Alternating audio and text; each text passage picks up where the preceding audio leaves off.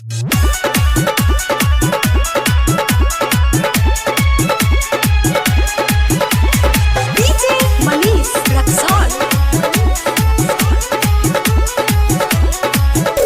से चढ़ल बा सैया सावनवा सब करे भोला के दर्शनवा। जब से चढ़ल बा सैया सावनवा सब करे भोला के दर्शनवा। जल्दी घरे आई जलवा उठाई करीला दर्शनवा।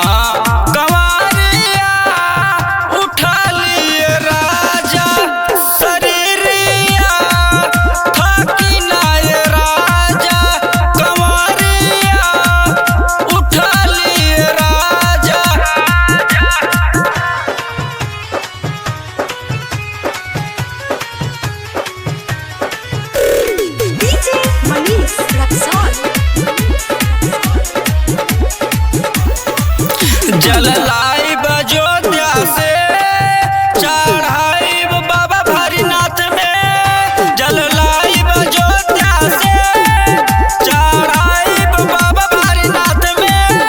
पावन खुश मिल जाई हो मनवा के खुशी भेटाई हो। आई घर अब जलवा उठाई दुख मिली नहीं ज्यादा।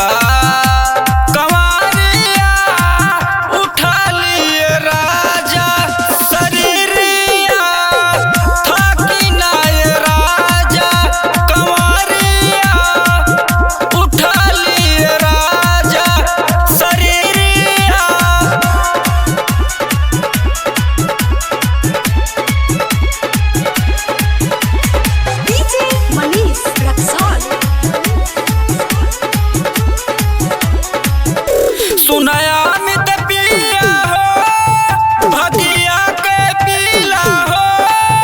सुनाया मित पिया हो भगिया के पीला हो। जल ढार खुशी भेटाई हो अमरजीत जलवा चढ़ा